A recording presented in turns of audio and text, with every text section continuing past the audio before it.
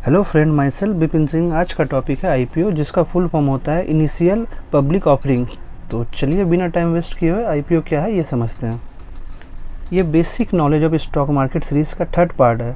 अगर आप पार्ट 1 और पार्ट 2 नहीं देखें तो प्लीज़ उसे देख लीजिए, फिर इसके बाद इसे देखिए। चलिए स्टार्ट करते हैं। स्टॉक मार्केट में दो स्टॉक एक्सचेंज है जिसे मैं पिछले पार्ट में डिस्कस कर चुका हूँ। फर्स्ट एनएससी, जिसका फुल फॉर्म होता है national stock exchange. Second BSc, जिसका फुल फॉर्म होता है बॉम्बे स्टॉक एक्सचेंज। एनएससी में करीबन 1900 से ज़्यादा कंपनी लिस्टेड है और बीएससी में करीबन 5400 से ज़्यादा कंपनी लिस्टेड है।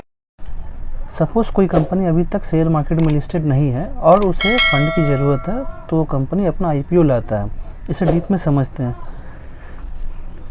कंपनी अपने शेयर पब्लिक को ऑफर करता है फंड के बदले। सपोज़ एबीसी कंपनी के पास 1000 शेयर है, उसमें से 200 शेयर पब्लिक को ऑफर करता है 100 के प्राइस पे, with limit of 5 share each.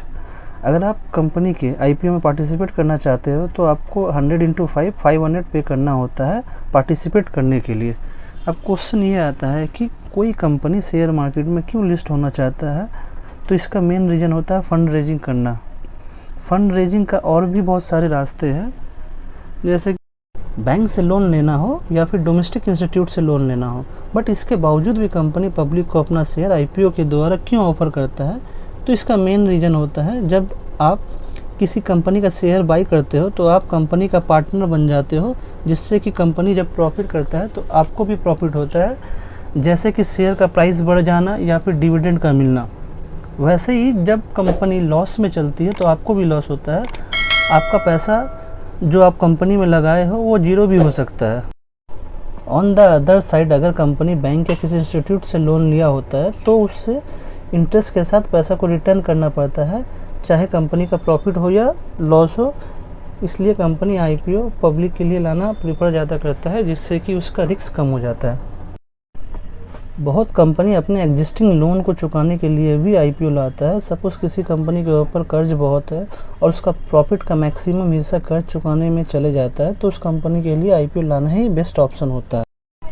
यहाँ तक ये तो समझ आ गया कि कोई कंपनी आईपीओ फंड रेज के लिए लाता है, बट वो ये फंड कहाँ यूटिलाइज करता है ये समझते हैं। कंपनी इस फंड को अपने कोई एग्जिस्टिंग प्रोजेक्ट है उसमें यूज़ करता है, या फिर कोई न्यू प्रोजेक्ट के लिए प्लान किया हो वहाँ यूज़ करता है, जिसे कि कैपिटल एक्सपेंडिचर कहते हैं, जिसे कि कैपेक्स के नाम से भी जाना जाता है।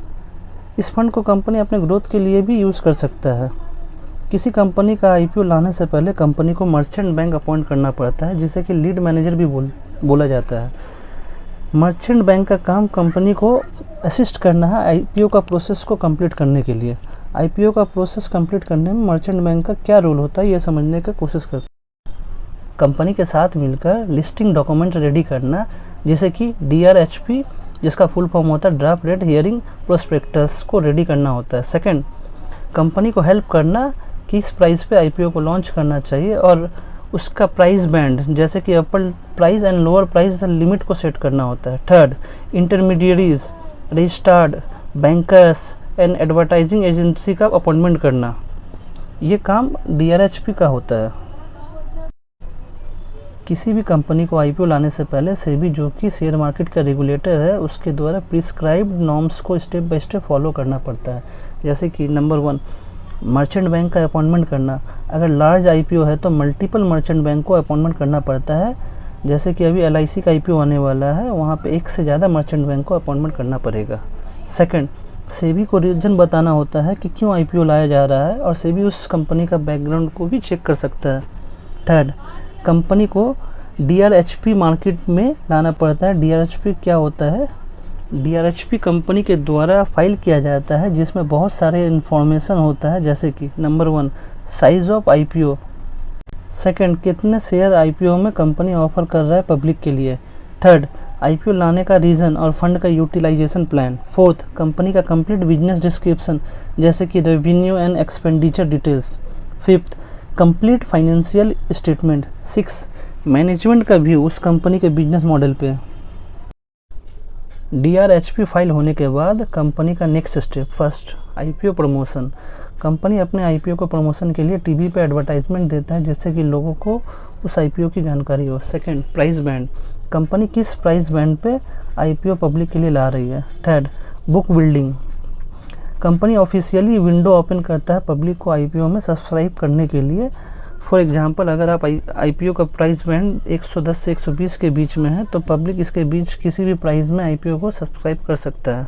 फोर्थ, लिस्टिंग डेट जो कि कंपनी के द्वारा डिसाइड किया जाता है, उस दिन कंपनी को शेयर मार्केट में लिस्ट किया जाता है और आईपीओ का प्राइस बैंड का अप टू 20% अपर या 20% लोअर प्राइस पर ही लिस्ट किया जाता है।